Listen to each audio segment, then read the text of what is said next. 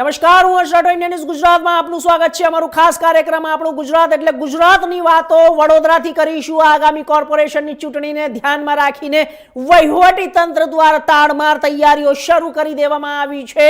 આ તૈયારીઓના ભાગરૂપે ચૂંટણી પંચના આદેશ અનુસાર ઇલેક્ટ્રોનિક વોટિંગ મશીન એટલે કે ઈવીએમ ના ફર્સ્ટ લેવલ ચેકિંગ FLC ની કામગીરી વોર્ડ નંબર 17 ની કચેરી ખાતે શરૂ કરવામાં આવી છે। આ પ્રક્રિયા અંતર્ગત ઈવીએમ બનાવતી company Bharat electronics limited BEL ના આશરે 10 જેટલા નિષ્ણાંત એન્જિનિયરો દ્વારા મશીનનું ટેકનિકલ નિરીક્ષણ કરવામાં આવી રહ્યું છે। અંદાજે 5000 જેટલા બેલેટિંગ યુનિટ BU અને કંટ્રોલ યુનિટ CU ની ઝીણવટભરી તપાસ કરવામાં આવી રહી છે। ચૂંટણી પૂર્વની ફરજિયાત પ્રક્રિયા મુજબ આ ચેકિંગ કામગીરી હાથ ધરવામાં આવી છે, જેમાં કોર્પોરેશનનો સ્ટાફ તથા મજૂરો જ્યારે પણ સહકાર આપી રહ્યા છે અને વહીવટી તંત્રના જણાવ્યા મુજબ તમામ મશીનોની સંપૂર્ણ તપાસ બાદ તેને ચૂંટણી ઉપયોગમાં લેવામાં આવશે।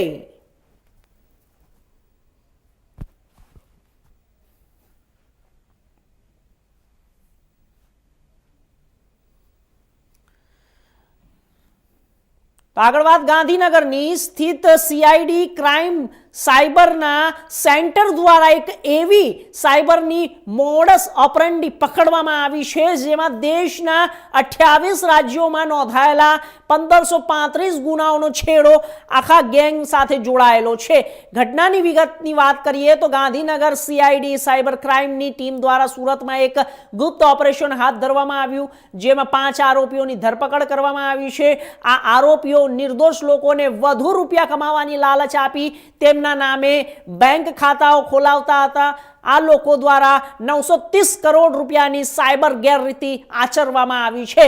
મુસ્તાક કુલ 8 થી 10 ખાતા ચલાવતો, અબ્દુલ 50 થી વધુ વખત દુબઈ જઈ પૈસા ઉપાડ્યા છે, જ્યારે ગગજી મુખ્ય એકાઉન્ટ પ્રોવાઈડર હતો। ફોરેક્સ કાર્ડના લીધે કમિશન વધારે મળતું હતું। સાયબર ક્રાઇમની ટીમે આ કેસમાં કુલ 264 ગુનાનો ભેદ ઉકેલ્યો છે।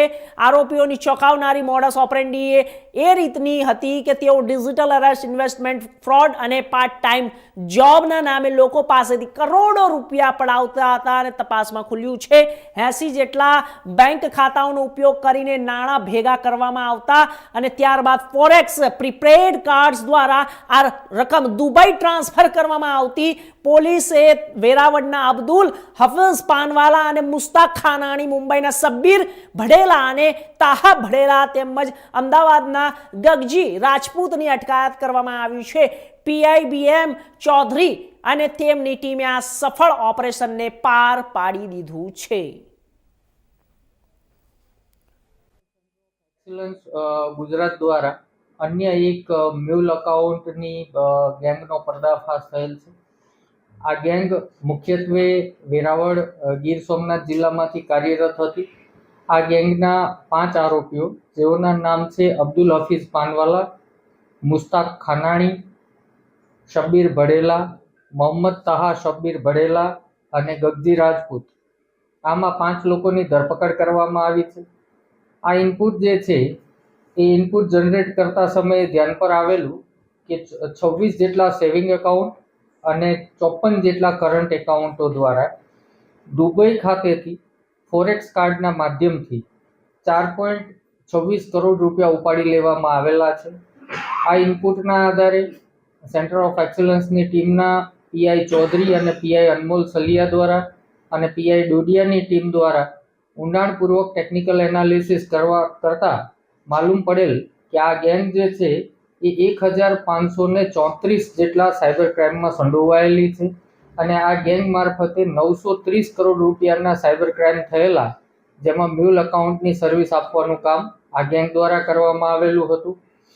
આ ગેંગની ખાસિયત એ છે કે તેઓ તમામે ઇન્ડસઇન્ડ બેંકમાં અલગ અલગ મ્યુલ અકાઉન્ટ ખોલાવેલા અને ઇન્ડસઇન્ડ બેંકના આ મ્યુલ અકાઉન્ટના ફોરેક્સ કાર્ડ એ લોકોએ લીધા હતા, જેની લિમિટ 7 લાખ હતી। માટે અબ્દુલ હફીઝ પાનવાલા 7 લાખની મર્યાદામાં પૈસા ઉપાડવા માટે થઈ 50થી વધારે વખત રૂબરૂ દુબઈ ગયેલો છે અને મુસ્તાક ખાનાણી પણ એ જ રીતે 25 થી 30 વખત દુબઈ ગયેલો છે અને આ પૈસા ત્યાંથી જ ઉપાડી લઈ ફોરેક્સ કાર્ડથી દુબઈ બેઠેલા વેરાવળના અન્ય 2 ઈસમોને આ પૈસા ત્યાંથી કેશમાં આપવામાં આવતા હતા, જ્યારે મુસ્તાક ખાનાણી દ્વારા અમુક રકમો ભારતમાં આંગળીયા મારફતે અને રૂબરૂ મુંબઈ બેઠેલા એક ઈસમને આપવામાં આવતી હતી, જે આ ત્રણની તપાસ હાલમાં. તો આગળ વાત ગુજરાત ડ્રિલિંગ રિંગ એસોસિએશનના સભ્યોની મીટિંગ યોજાઈ હતી, જેમાં વધતા જતા અસહ્ય ભાવ વધારાને કારણે બોરવેલ ડ્રિલિંગ રિંગના કામો કરવામાં સતત ખોટ આવી રહી છે. હવે ખોટનો ધંધો ન પોસાય તે મુદ્દા એસોસિએશનના સભ્યો દ્વારા અમદાવાદ, ગાંધીનગર અને મહેસાણા જિલ્લાઓમાં તારીખ 1 ફેબ્રુઆરીથી નવા ભાવ વધારા માટે ડ્રિલિંગ રિંગના કામ બંધ કરવાનો સર્વાનુમતે નિર્ણય લેવામાં આવ્યો. ડ્રિલિંગ રિંગ એસોસિએશનના પ્રમુખ વિપુલ પટેલ અને મંત્રી લલિત પટેલે જણાવ્યું હતું કે કોરોના કાળથી જ electric work, petrol, diesel, oil, transportation, કર્મચારીઓના પગાર, રિપેરિંગ, ઓટોમોબાઈલ પાર્ટ સતત ભાવ વધારો થઈ રહ્યો છે. જ્યારે બોરવેલ ડ્રિલિંગના કામોની આવકમાં કોઈ જ વધારો થતો નથી, પણ ભાવ વધારો મળશે તેવી આશાથી કોરોના કાળથી અત્યાર સુધીમાં જૂના ભાવથી કામો કરી રહ્યા છે. સરવાળે ડ્રિલિંગ રિંગના કામોમાં સતત નુકસાન થઈ રહ્યું છે, જેના કારણે ડ્રિલિંગ રિંગ કામ કરનાર કેટલાક સભ્યો લાખો રૂપિયાની ખોટ ખાઈ રહ્યા છે. તો 1 ફેબ્રુઆરી નવો ભાવ વધારો અમલમાં મુકાયો છે. હવે ખોટનો ધંધો પોષાય તેમ ન હોવાથી એસોસિએશનના સભ્યોને ડ્રિલિંગ રિંગ કામો ઠપ કરવાની મજબૂર પરિસ્થિતિમાં મુકાઈ જવું પડ્યું છે. જ્યાં સુધી બોરવેલ ડ્રિલિંગ રિંગ કામનો નવો ભાવ વધારો નહીં મળે ત્યાં સુધી ડ્રિલિંગ રિંગ કામ બંધ રાખવાનો સર્વાનુમતે નિર્ણય જાહેર કરાયો છે. ઉલ્લેખનીય છે કે ડ્રિલિંગ રિંગ કામો ઠપ થઈ જશે તો નવી કન્સ્ટ્રક્શન સાઇટ ઉપરાંત રહેણાંક વિસ્તાર, બોરવેલ બનાવવા અને રિપેરિંગ કામો અટકી જશે. તે લોકોને પારાવાર મુશ્કેલીઓનો સામનો કરવો પડશે. મારું નામ હિરેનભાઈ છે. અમે ડ્રિલિંગ રિંગ ઓનર્સ એસોસિએશનના સભ્યો છીએ. વિપુલભાઈ અમારા પ્રમુખશ્રી છે. અમે ગઈકાલે ગાંધીનગર ખાતે ડ્રિલિંગ કરવાવાળા ભાઈઓને ભેગા કરી અને મોટી મિટિંગ કરી હતી, જેમાં ડ્રિલિંગના ભાવ વધારા માટે મંત્રણા કરેલ હતી અને સર્વનામતે એવું નક્કી કરવામાં આવ્યું છે કે ભાઈ 1 ફેબ્રુઆરીથી ભાવ વધારો ના મળે તો બોરના કામ બંધ કરવા, હાલ પૂરતા સ્થગિત કરી દેવા. અમે છેલ્લા 5 વર્ષથી અમે કોરોના કાળથી જે ભાવે કામ કરતા હતા એ ભાવે કામ ચાલુ રાખ્યા હતા કે ભવિષ્યમાં ભાવ વધારો મળશે એવી ગણતરીએ, પણ એ શક્ય બન્યું નહીં અને દિન પ્રતિદિન કોરોના પછી દરેક વસ્તુના ભાવ વધારા આવ્યા અને અમારા મટીરિયલ જેમ કે પાયલોટ ડ્રિલિંગના સામાન છે, રિંગના સ્પેરપાર્ટો છે, વેતન છે મજૂરોના, એ બધા અસહ્ય ધીરે ધીરે એટલી હદે વધી ગયા કે હવે અમને ડ્રિલિંગના આ ભાવમાં કામ કરવું પોસાય તેમ નથી. એટલે અમે બધાએ સર્વાનુમતે એવું નક્કી કર્યું કે ફેબ્રુઆરી 1 તારીખથી જો ડ્રિલિંગમાં ભાવ વધારો અમને મળશે નહીં તો અમે અચોક્કસ મુદતની હડતાલ કરીશું અને નવા ભાવની અપેક્ષાએ રાહ જોઈશું. અને પછી તો આગળ વાત વડોદરાની મોટી સંખ્યામાં ફોર્મ નંબર 7 ભરીને મતદારોના નામ કમી કરવા વાંધા લેવાયા હતા. મતદારોના નવા વાંધા રજૂ કરનાર સામે પગલાં ભરવા કલેક્ટરને રજૂઆત કરી હતી. ભાજપના જ કાર્યકરોએ વાંધા લીધા હોવાના કોંગ્રેસે આક્ષેપો કર્યા. ભાજપના એક કાર્યકરે 200 થી 800 મતદારો સામે વાંધા લીધા.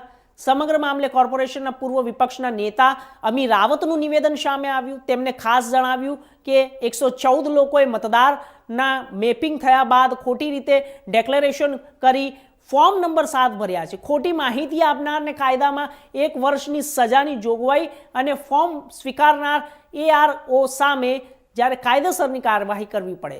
રાઇટ ટુ વોટનો અધિકાર છીનવી લેવાનો પ્રયત્ન થયો છે. આ મામલે જિલ્લા કલેક્ટરને 2 દિવસમાં ફરિયાદ કરવા અલ્ટિમેટમ આપ્યું. વડોદરા જિલ્લા કલેક્ટર ફરિયાદ નહીં કરે તો કોંગ્રેસ પક્ષ પોલીસ મથકમાં ફરિયાદ કરે તેવું ઉગ્રપણે પણ જણાવ્યું હતું. વિશ્વ નેતા અને યશસ્વી વડાપ્રધાન શ્રી નરેન્દ્રભાઈ મોદીના નેતૃત્વમાં કેન્દ્રીય નાણાં મંત્રી શ્રીમતી નિર્મલા સીતારામનજીએ 9મી વખત બજેટ રજૂ કર્યું છે. ભારત આજે જ્યારે ત્રીજી આર્થિક મહાસત્તા બનવા તરફ ગતિ કરી રહ્યું છે ત્યારે આ બજેટ વિકસિત અને આત્મનિર્ભર ભારતના લક્ષ્યને સિદ્ધ કરવા તરફ મહત્વનું કદમ છે. આદરણીય વડાપ્રધાનશ્રીએ રિફોર્મ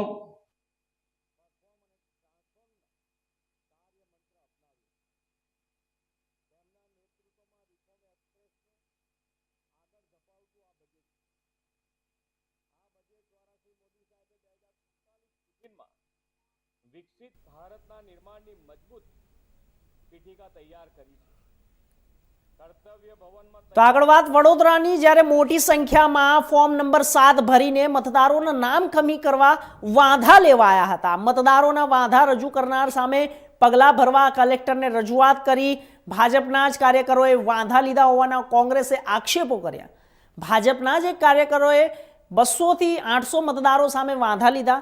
સમગ્ર મામલે કોર્પોરેશનના પૂર્વ વિપક્ષના નેતા અમી રાવતનું નિવેદન સામે આવ્યું. તેમણે ખાસ જણાવ્યું કે જ્યારે 114 લોકોએ મતદારોના મેપિંગ થયા બાદ ખોટી રીતે ડેક્લેરેશન ફોર્મ ભરી 7 ભર્યા, ખોટી માહિતી આપનારને કાયદામાં 1 વર્ષની સજાની જોગવાઈ અને ફોર્મ સ્વીકારનાર ARO સામે પણ કાયદેસરની કાર્યવાહી કરવી પડે.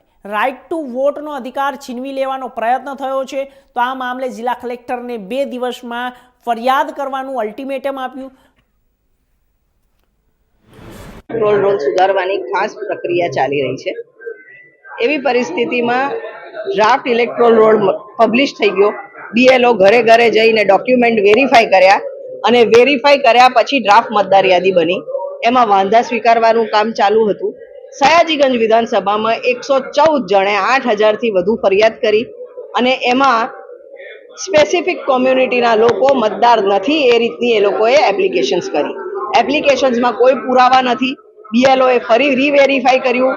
સ્થળ પર ગયા તે એ નાગરિકો પહેલા બી વેરીફાઈ કરેલા, સેકન્ડ ટાઈમ બી વેરીફાઈ થયા અને ત્યાં જ રહે છે. આ તમામ પુરાવા સાથે અમે આજે કલેક્ટર ઓફિસમાં રજૂઆત કરી છે કે જે લોકોએ આ ખોટી ફોર્મ 7 કરીને મતદારોના મત અધિકાર છીનવી લેવાનો પ્રયત્ન કર્યો છે, આ ષડયંત્ર કર્યું છે, એ લોકો સામે FIR નોંધાય. ફ્રોડ અંતર્ગત અને 381 સેક્શન અંતર્ગત અને 120B અંતર્ગત એ લોકો પર કાર્યવાહી થાય. પ્લસ ચૂંટણી કમિશનના જે નિયમ છે એ અંતર્ગત એમને 1 વર્ષની સજાની જોગવાઈ છે. તો એ લોકોએ ચૂંટણી કમિશનને ખોટા પુરાવા વગર ખોટા ફોર્મ આપ્યા છે એ બદલ કાર્યવાહી થાય. પ્લસ જે AERO ને જે EROએ જે આ ફોર્મ સ્વીકાર્યા પુરાવા વગર, એક સામાન્ય નાગરિક જાય તો પુરાવા વગર ફોર્મ 7 નથી લેવામાં આવતું. તો આવા બલ્ક ફોર્મ્સ જેને સ્વીકાર્યા હોય એમની સામે 2 વર્ષની સજાની જોગવાઈ કાયદા હેઠળ છે અને એ કાર્યવાહી બી ઇનિશિએટ કરવા કલેક્ટરને અમે આજે ડિમાન્ડ કરી છે. અને જો કલેક્ટર 2 દિવસની અંદર આ કાર્યવાહી નહીં શરૂઆત કરે અને અમને સંતોષકારક જવાબ નહીં આપે તો જરૂર પડે અમે કોર્ટમાં અને પોલીસ ફરિયાદ બી કરીશું. જાણો છો કે SIR ની કામગીરી માટે વાંધા સૂચન ગઈકાલે છેલ્લો દિવસ હતો અને જે પ્રકારે ભારતીય જનતા પાર્ટીના નેતાઓ દ્વારા ભારત દેશના નિર્દોષ નાગરિકોના મતદાન કેન્સલ કરવા માટે ખોટા પુરાવા, ખોટું ડિક્લેરેશન કરી લગભગ માત્ર સયાજીગંજ વિધાનસભામાં 8000 જેટલા નાગરિકોના વોટિંગ રાઇટ ખતમ કરવાનો પ્રયાસ કર્યો. આપ જાણો છો કે લોકશાહી એટલી મોટી મજબૂત હોય અને એમાં કોઈનું નાગરિકને વોટિંગ કરતો રોકવો એ આપણો મોટો ગુનો છે. મૂળભૂત અધિકાર આપણો હોય અને કોઈ ભારતીય જનતા પાર્ટીના નેતાઓ મતદારોના મતદાન કેન્સલ કરી ચૂંટણી જીતવા માટે આ પ્રકારનું હલકી કક્ષાનું કામગીરી કરી છે. આ બાબતે ભારતીય જનતા પાર્ટી પહેલા તો માફી માંગે. મુખ્યમંત્રી ભૂપેન્દ્રભાઈ હોય, નરેન્દ્રભાઈ મોદી હોય, અમિતભાઈ શાહ આવી તો કેવી રીતે SIR માં સૂચના આપી શકે કે એક વ્યક્તિ 800 એપ્લિકેશન કરે? અમે 114 જણ મોટા તારવી લાવ્યા છીએ કે જેમણે 100, 200, 500 એપ્લિકેશન કરી છે અને એ બી ખાલી અરજી કરીને આપી દીધી કે આ ભાઈનું મતદાન કેન્સલ કરો. અમારી જાગૃતતાના કારણે અત્યારે તો બધું રોકાઈ ગયું છે. પરંતુ આ લોકો ઉપર કાયદાકીય પગલાં લેવાય એવું ચૂંટણી પંચના નિયમોમાં લખ્યું છે અને એ જવાબદારી કોની છે? મુખ્ય ચૂંટણી અધિકારી વડોદરા એટલે કલેક્ટરની છે. આ તમામ લોકો ઉપર FIR થાય, એમના ઉપર સજાની કાર્યવાહી થાય કારણ કે એમને ડિક્લેરેશન કર્યું નથી, એમની પાસે પુરાવા નથી. અમે CCTV ફૂટેજ સાથે પોલીસ કમ્પ્લેન કરવા માટેની તાકીદ કરી છે. જો કલેક્ટર આમાં નિષ્ફળ જશે તો 2 દિવસ પછી આ મુખ્ય ચૂંટણી અધિકારી ઉપર પણ પોલીસ કાર્યવાહી થાય, કાયદાકીય કાર્યવાહી થાય, એની પણ માંગણી અમે આ લેખિત પેપરમાં કરી છે, જેમાં સ્પષ્ટ રીતે પુરાવા સાથે આજે લોકો આવ્યા છે, મતદારો આવ્યા છે કે ભાઈ હું તો અહીંયા જીવતો છું, આ મારું ઘર છે, તો તમે અરજી કેવી રીતે કરી?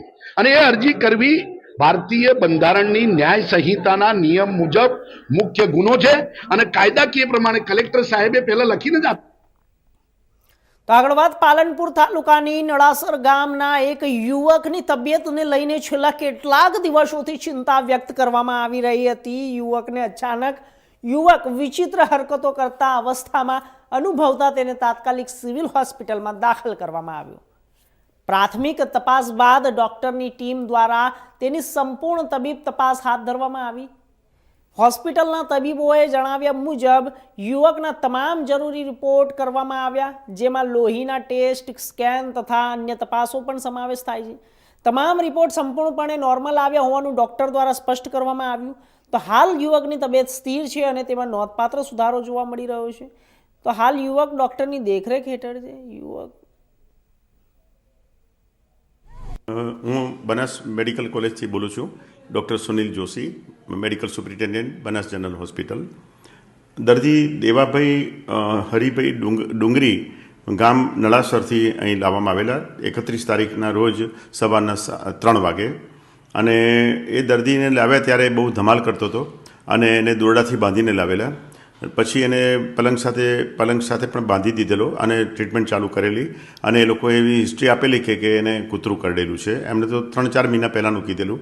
અને એ હડકવાના લક્ષણો સાથે આવેલો છે અને એની બધી વિડીયો જે એમને જંગલમાં ને એમના ગામડામાં ઉતારેલી હતી એ વિડીયો પણ અમને બતાવેલી.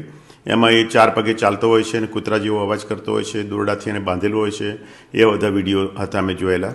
અને અમારે ત્યાં લાવ્યો ત્યારે પણ એ મોઢાથી દોરડા અને બટકા ભરતો હતો અને સાથે સાથે લોખંડની જે પાઇપો હતી એને પણ બટકા ભરતો હતો અને એનું બિહેવિયર એબનોર્મલ હતું.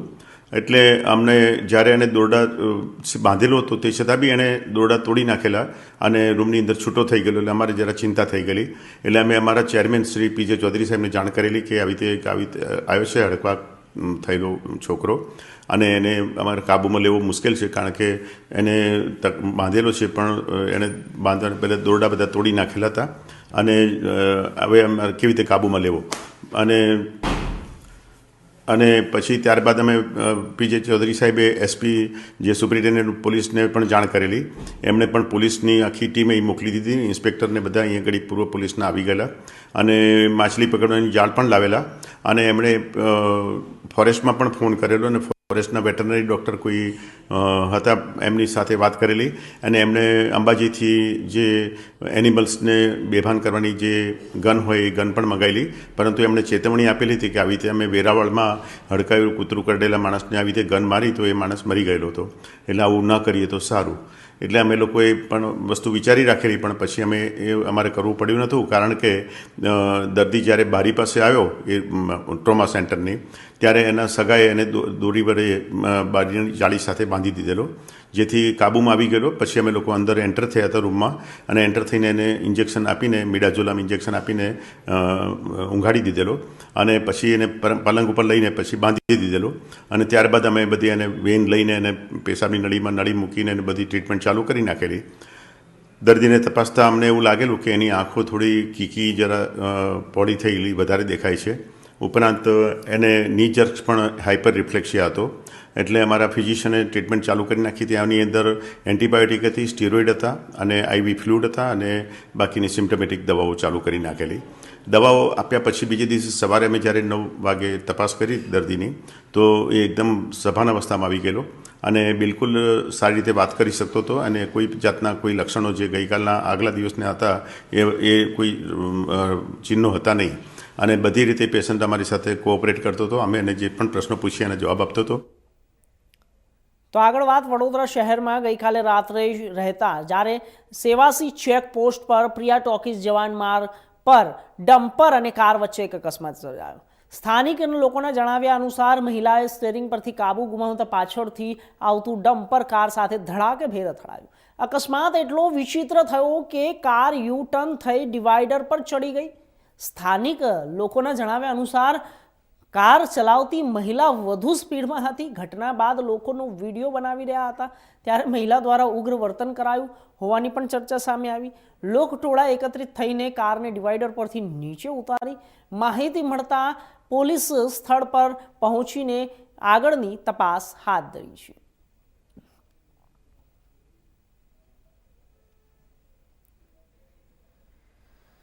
તો દ્વારકા જિલ્લાના ખંભાળિયામાં લુખ્ખા તત્વોનો આતંક સામે આવ્યો છે. આપને જણાવી દઈએ કે જ્યારે ઘટના સામે આવતા જ્યારે માત્ર 920 રૂપિયાના મુદ્દે આવારા તત્વોએ પાનની દુકાનના સંચાલક પર જીવલેણ હુમલો કર્યો હતો.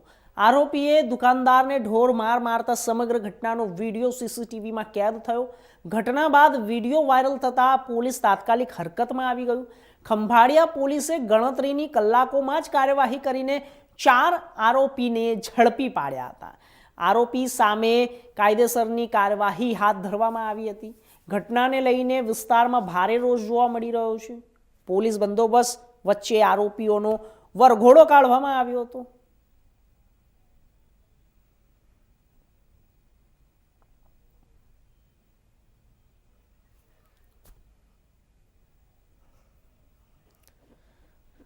તો વડોદરાના વાઘોડિયા પોલીસ સ્ટેશનની વાત કરીએ તો જ્યારે તત્કાલીન પોલીસ ઇન્સ્પેક્ટર અને પૃથ્વીરાજસિંહ જાડેજાને સસ્પેન્ડ કરવામાં આવ્યા છે. થોડા દિવસ અગાઉ સ્ટેટ મોનિટરિંગ સેલની દ્વારા વાઘોડિયામાં કરવામાં આવેલી દરમિયાન મોટી માત્રામાં વિદેશી દારૂ ઝડપાયો હતો. વાઘોડિયામાં ગામ પાછળ બસ સ્ટેન્ડ પાછળ વિદેશી દારૂનું કટિંગ ચાલી રહ્યું હતું ત્યારે એસએમસીની રેડ કરવામાં આવી હતી અને આ અંદાજે 7 લાખનો દારૂ જપ્ત કરવામાં આવ્યો છે.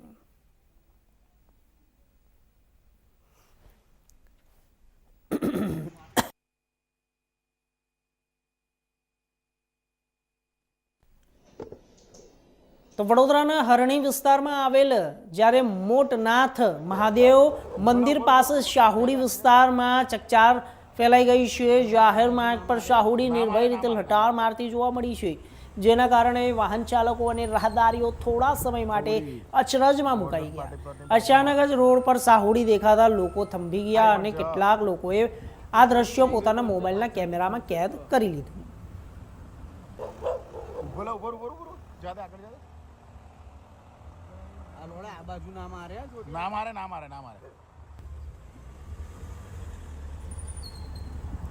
કેન્દ્રીય નાણામંત્રી નિર્મલા સીતારમણે જ્યારે 26-27 માટેનું બજેટ પીએમ નરેન્દ્ર મોદીના નેતૃત્વમાં 9મી વખત રજૂ કરી દીધું, જેમાં વિકાસ અને રિફોર્મ પર ભાર મૂક્યો છે. મુખ્યમંત્રીએ પ્રતિસાદ અનુસાર આ બજેટ વિકસિત ભારત માટે વિકસિત ગુજરાતને બળ આપશે.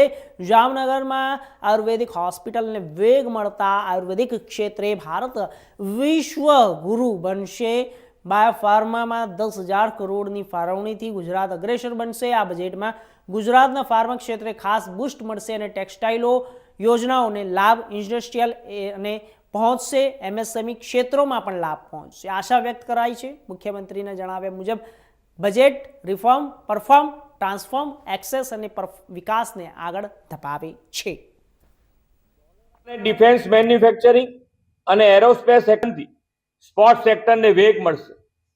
ગુજરાતના લોથલ 15 પુરાતત્વ સ્થળોને જીવંત અનુભવી વિશ્વ નેતા અને યશસ્વી વડાપ્રધાન શ્રી નરેન્દ્રભાઈ મોદીના નેતૃત્વમાં કેન્દ્રીય નાણામંત્રી શ્રીમતી નિર્મલા સીતારામનજીએ 9મી વખત બજેટ રજૂ કર્યું છે.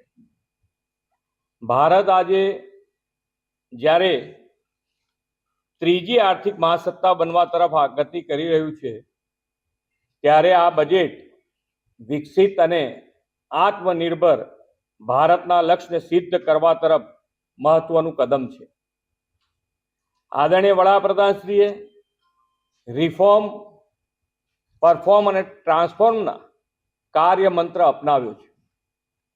તેમના નેતૃત્વમાં રિફોર્મ એક્સપ્રેસને આગળ ધપાવતું આ બજેટ છે. આ બજેટ દ્વારા શ્રી મોદી સાહેબે 2047 સુધીમાં વિકસિત ભારતના નિર્માણની મજબૂત પીઠિકા તૈયાર કરી છે. કર્તવ્ય ભવનમાં તૈયાર થયેલું આ પહેલું બજેટ તેની ખાસ એટલે 3 કર્તવ્ય પર ભાર મૂકવામાં આવ્યો છે. આ ત્રણેય કર્તવ્ય વિકસિત ભારત માટે વિકસિત ગુજરાતના આપણા પ્રયાસોને બળ આપશે.